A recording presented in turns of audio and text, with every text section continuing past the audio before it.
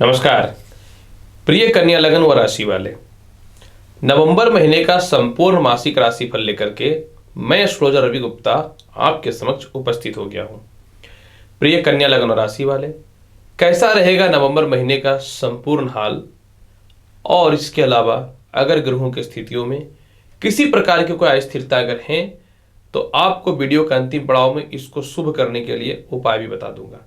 तो चलिए जानता हूं कन्या लगन और राशि वाले नवंबर महीने का संपूर्ण मासिक राशिफल का हाल, यानी मंथली हॉरोस्कोप। प्रिय कन्या लगन और राशि वाले, सर्वप्रथम यहां पे एक चीजों को देखने वाली बात है कि आपके कर्म क्षेत्र का मालिक बुध है। यानी आपकी कुंडली में जो आपके लग्न के मालिक होते हैं बुध, वही आपकी कुंडली के कर्म क्षेत्र के भी मालिक होते हैं। यानी बुध की स्थिति को देखना आपके जीवन में अत्यंत आवश्यक होता है। अभी वर्तमान समय में 2 नवंबर तक बुध जो है वह रहेंगे कन्या राशि में।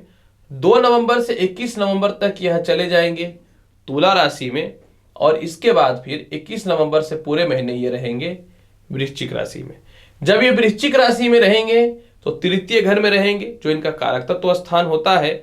और जब बुध 21 नवंबर में 2 नवंबर से 21 नवंबर तक द्वितीय स्थान पे रहेंगे तो मित्रगत राशि तुला के अलावा बुध सूर्य और बुध की युति भी हो जाएगी, जिससे बुध आदित्य योग की उत्पत्ति हो जाएगी। यानी स्पष्ट तौर पे एक प्रमाण है कि कर्म क्षेत्र का अधिपति की स्थिति तो ठीक ठाक है। मैं ये नहीं बोलता कि बहुत शुभ है, परंतु कर्म क्षेत्र पे देखिए सूर्य शुक्र की दृष्टि भी है।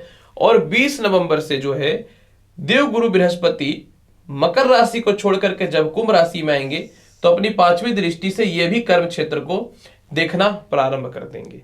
अर्थात आपके जीवन में कहीं न तो कहीं नवंबर महीने में 3 ग्रहों का कर्म क्षेत्रों पर नियंत्रण लाभकारी देगा। यानी आपके जीवन में निश्चित तौर पे पूरे महीने नए नए नौकरी और व्यवसाय के अच्छे अवसर मिलेंगे। आपको ख्याति और सम्मान मिलेगा। सीनियर अधिकारियों से तालमेल जो खराब चल रहे थे, इसमें सुधार की संभावनाएं बन जाएंगी। इसके अलावा जो है आपके जीवन में जो है सारे पेंडिंग पड़े हुए काम पुनः प्रारंभ हो जाएंगे। सबसे ज्यादा महत्वपूर्ण यहाँ पे यह भी है कि जब बृहस्पति 20 नवंबर से कर्म क्षेत्र को देखेंगे तब आपके जीवन में जो है राजनयिक कार्य, दैविक कार्य, स्पिरिचुअल कार्य से लेकर के हर कामों की स्थितियों में सुधार देखने को मिलेगा। और शुक्र क्योंकि कर्म क्षेत्र को देख रहा है तो फाइनेंस डिपार्टमेंट से लेकर के फूडिंग डिपार्टमेंट से लेकर के हर क्षेत्रों में लाभ की संभावनाएं बनेंगी। परंतु बस सूर्य 17 तारीख तक जो थोड़ा सा नीचस्थ अवस्था में रहेंगे, तो 17 तारीख तक थोड़ा सरकारी कामकाज, मेडिसिन और मेडिकल सेक्टर से रिलेटेड या कांच से संबंधित कर्म क्षेत्रों में दिक्कत आ सकता है। 16 नवंबर के बाद जब सूर्य आपकी कुंडली के तृतीय घर मित्रगत राशि वृश्चिक में आ जाएंगे, वहां के कारक तत्व प्रभाव देने वाले होते हैं, तो 16 नवंबर के बाद इन क्षेत्रों में भी स्थितियों में सुधार हो जाएगा। यानी जो भी व्यक्ति खास करके गवर्नमेंट सेक्टर में है, आप 16 नवंबर तक कोई रिस्क मत लीजिएगा। इसके बाद आपको जो करना है आप आराम से कर सकते हैं। नौकरी में बदलाव की स्थिति की चर्चा करेंगे तो आपके जीवन में निश्चित तौर पे 20 नवंबर के बाद नौकरी में बदलाव और स्थिरताएं दिखने लगेंगी जब सप्तमेश बृहस्पति अपनी राशि को परिवर्तित कर लेंगे। अगर हम लोग चर्चा करें विदेश यात्रा का, विदेश यात्रा कारक सूर्य 16 नवंबर तक नीचस्थ है और भाग्य स्थान का शुक्र केंद्र में है, जो केंद्र त्रिकोण की स्थितियों को उत्पन्न कर रहा है। जिसका अर्थ यह हुआ 16 नवंबर तक विदेश जाने की संभावनाओं में दिक्कत रहने वाला है। 16 नवंबर के बाद जब बृहस्पति आ जाएंगे षष्ठ स्थान कुंभ राशि में 20 नवंबर से, तो ये देखेंगे द्वादश स्थान को, जो प्रबलता के तौर पे विदेश यात्रा के लिए कारक रहेगा। यानी 16 नवंबर के बाद विदेश जाने की संभावनाओं में आपकी वृद्धि दिखेंगी, परंतु अभी थोड़ा सा संघर्ष आपको अपने जीवन में करने पड़ सकते हैं। इसके अलावा अगर हम लोग चर्चा करना चाहें आपके जीवन में कैसा रहेगा पैसे का हाल, धन का मामला, आय स्थान कारक बुध है। यहाँ पे स्पष्ट तौर पे 20 तारीख तक तो बृहस्पति आय स्थान को देखेंगे उच्च दृष्टि से, और पूरे महीने शनि आय स्थान को देख रहे हैं। सबसे महत्वपूर्ण बात यहाँ पे एक चीज ये देखने वाली बात रहेगी कि आपकी कुंडली में जो है धन स्थान में सूर्य, मंगल और 2 तारीख से बुध भी आ जाएंगे। यानी 21 नवंबर तक 21 नवंबर तक अचानक फंसे हुए पैसे आपके निकल जाएंगे। 21 नवंबर तक जो है रिश्तेदारों के पास भी जो पैसे पैसे वो भी निकल जाएंगे, सरकारी कामकाज का लाभ मिलेगा और कंटिन्यू वास्तविक आय में कमी नहीं होने वाली रहेगी। अगर हम चर्चा करें कर्ज की मुक्ति के कुछ अवसर दिखते हैं। बिल्कुल, जब बृहस्पति षष्ठ स्थान में कुंभ राशि में आएंगे तो कर्ज के कुछ रास्ते आपके जीवन में समाप्त होने की स्थितियां उत्पन्न हो जाएंगी। छोटे भाई बहनों के अलावा बड़े भाई बहनों से रिश्तों की चर्चा करूं तो पूरे महीने छोटे भाई बहनों के से रिश्ते आपके निश्चित तौर पे ठीक हो जाएंगे, लेकिन 16 नवंबर के बाद छोटे भाई बहनों से रिश्तों में आपका ज्यादा सुधार दिखेगा। 16 नवंबर के बाद छोटे भाई बहनों के अलावा रिश्तेदारों से तालमेल सुधार दिखेंगे, यानी रिश्तेदारों को जो आपने पैसे वगैरह दे रखे हैं 16 नवंबर से यह परिस्थितियों में सुधार हो जाएगा। अगर हम चर्चा करना चाहें संपत्ति का और माता पिता का हाल कैसा रहेगा, तो संपत्ति कारक आपके जीवन में जो है वह है बृहस्पति। और बृहस्पति की बात करूं तो बृहस्पति तो फिलहाल पंचमेश है और नीच भंग राज्यों की स्थिति में है और चतुर्थ स्थान में आपके जीवन में शुक्र भी विराजमान है। पूरे महीने आपके भूमि मकान और संपत्ति का हाल बहुत ही अच्छा रहेगा, क्योंकि अधिपति केंद्र में है और इसके अलावा शुक्र जो आपकी कुंडली में भाग्य का मालिक है कर्म क्षेत्र में बैठे हैं, यानी आपके भाग्य और कर्म से संपत्ति का पूर्ण योग दिखता है। आपके भाग्य और कर्म के बदौलत लाभ मिलते हैं।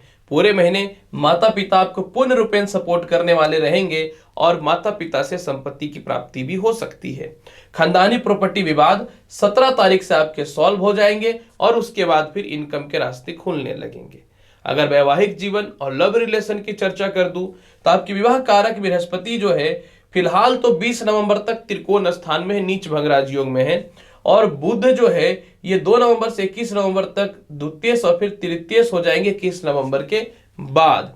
यानी पूरे महीने 20 नवंबर तक आपके दाम्पत्य जीवन में विशेष सुधार की स्थितियां तो दिखेंगी, इसमें कोई शक नहीं है। लेकिन क्योंकि 20 नवंबर से सप्तमे जब षष्ठेश हो जाएंगे यानी ये शुभ नहीं होता है, अतः 20 नवंबर के बाद थोड़ा सा जीवन साथी का स्वास्थ्य खराब हो सकता है, जीवन साथी से कलह हो सकता है। तो आपको 20 नवंबर के बाद रिश्तों में ध्यान देना है। अगर विवाह के कुछ अच्छे रिश्ते आते हैं या प्रेम विवाह को लेकर के घर वाले मान रहे हैं, क्योंकि 20 नवंबर तक मान जाएंगे, तो आप कोशिश कीजिए कि 20 नवंबर से पहले ही विवाह कर लेने का, क्योंकि इसके बाद पारिवारिक थोड़ी स्थितियां खराब हो सकती हैं। संतान और शिक्षा की बात अगर करें तो संतान कारक आपकी कुंडली में गुरु और शनि है निश्चित तौर पे, और यही जो है शिक्षा की अधिपति भी है। निश्चित तौर पे शनि ससयोग बना करके रखे हुए हैं और शनि आपकी कुंडली में शुभकारी अवस्था में है और मंगल की भी चौथी दृष्टि जो है वह पड़ रहा है मकर राशि उच्चगत राशि में, जो पूरे महीने पड़ता रहेगा। जिसका तात्पर्य यह हुआ कि आपके पूरे महीने संतान और शिक्षा में कहीं से कोई कमी नहीं दिखेगा, बल्कि बृहस्पति जब 20 नवंबर को नीचगत स्थान को छोड़ देंगे तो 20 नवंबर के बाद संतान शिक्षा में बढ़ोतरी के रास्ते खुलेंगे।